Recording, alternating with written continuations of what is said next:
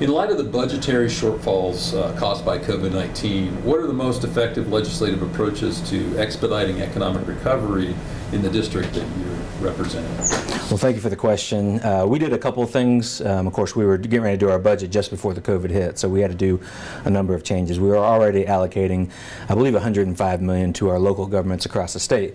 Well, when that happened and we passed our emergency budget first, we doubled that to $210 million spread out among the local governments. We also implemented two $25 million tax holidays, one this month and one next month, to help jumpstart, to help get businesses some extra income. And we also set aside $200 million from the Business Relief Fund for the businesses that did not get to participate in the federal Paycheck Protection Program. That affects about 28,000 businesses in Tennessee. So we did take those steps to help jumpstart the economy, and people work and the economy grows. When you tax more, the economy doesn't, and so that's Republican politics, Republican finances, and that's what we believe. Leave the free market to do its thing, and the free market will thrive.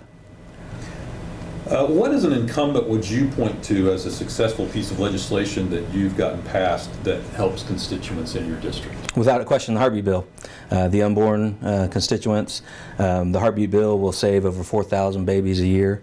We did pass that here. Governor Lee officially signed it yesterday, but we passed that, and I've been working on that for 4 years, and so we passed the Heartbeat Bill to protect the unborn, and security is one of the major things that government should provide for its people, and when those people are being killed, absolutely protecting the unborn.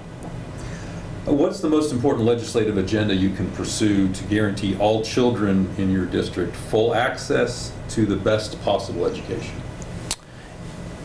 I would say, well, when you talk about education, I think our nation is in moral decline. We passed the voucher program for Memphis and Nashville, and it's hard to legislate morality, but one of the major things that you can do to curb the moral decline of our nation, in my opinion, is a voucher program.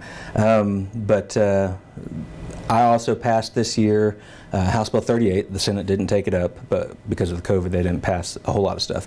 But House Bill 38 would ban the state from mandating any test for K through 2-year-olds. I've had my teachers in Washington County again and again come to me and tell me that these high-stake standardized tests are not appropriate for 5-year-olds, for 5 through 8-year-olds, and that's our K through 2. So we passed House Bill 38 in the House to say the state cannot mandate any of those tests, and look forward to trying to do that next year. And there's way too much testing coming from the state level. We need to put education back in our locals' hands. Should people wear masks in public right now? If they want to. You're not going to follow up on any of these, so I'll expound a little bit. Okay. If they want to, is my answer. This is the United States of America. We're a free country. If folks think that they're vulnerable or they're going to be around vulnerable folks, that's their choice. I guess if they want to is my answer.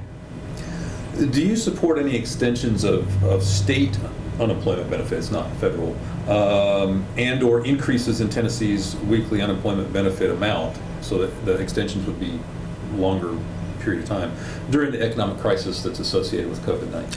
I do. We have seen a 1,000-some% increase. I still have constituents that haven't gotten unemployment. They're still backlogged and still working. But absolutely, we're in an interesting situation where I do want to point out that it was not COVID-19 that shut down our economy. It was the government that shut down our economy. But with the government shutdown of the economy, absolutely, for this moment and expansion of people being able to get their unemployment benefits, I think that's necessary.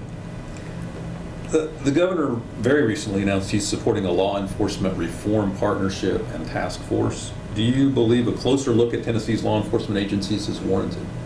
I think that is always warranted. Now, I'm assuming your question is in reference to George Floyd and all those things going on. Well, government always needs to be watched. Government always needs to be accountable.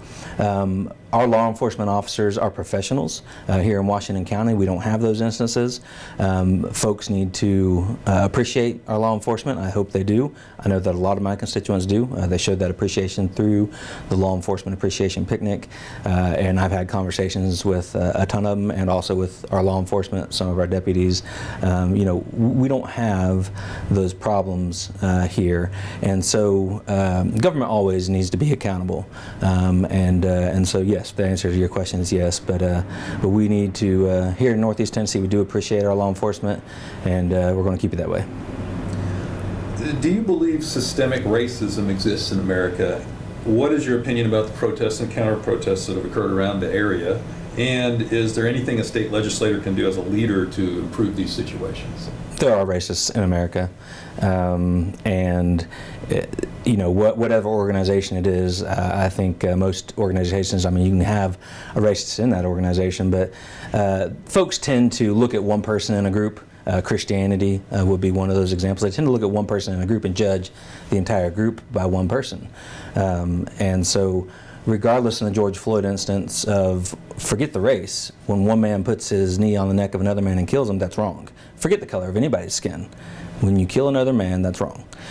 And as far as what we need to do as legislators, again, we don't have that problem in Tennessee, and I have been on the Criminal Justice Committee, the Judiciary Committee, for 8 years since my constituents have sent me to Nashville, and so I vote on all of the law enforcement legislation that comes through, and I do appreciate our law enforcement. Our guys here in Washington County do an amazing job. I appreciate them for that, and you know, we're going to continue to ensure that our law enforcement have the tools and the funding that they need to provide security for our citizens.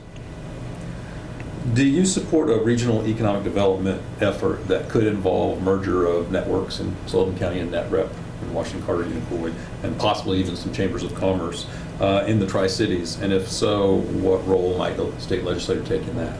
Well, absolutely. I'm not very much for government-forced mergers. You know, I believe that the free market works, that government should not attempt to create jobs, but should create the environment for job growth. So any private businesses that want to network, want to combine, you know, I mean, that, you know, they need to be free to be able to do that. And so as a legislator, I'm going to continue to ensure that we get government out of the way so that the free market can thrive.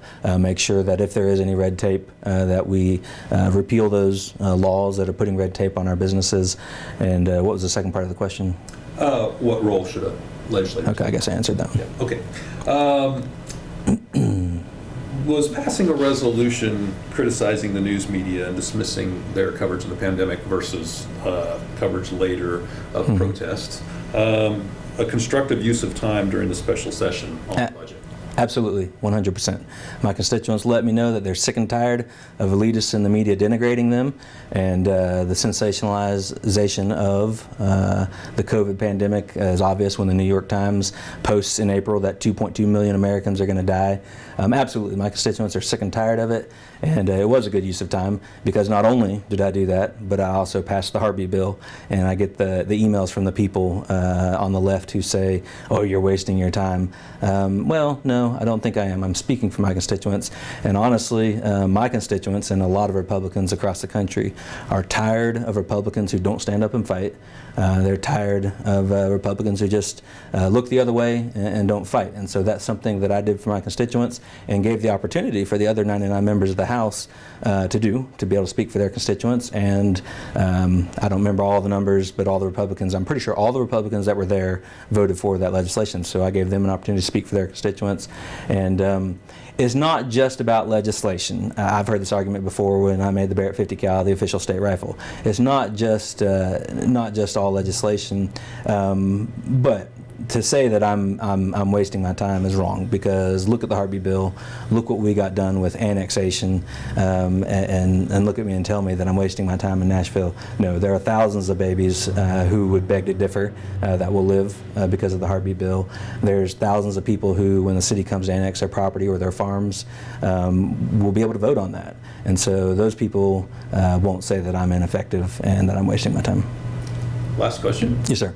This is your chance to speak directly to the voters. What makes you the best person to represent them?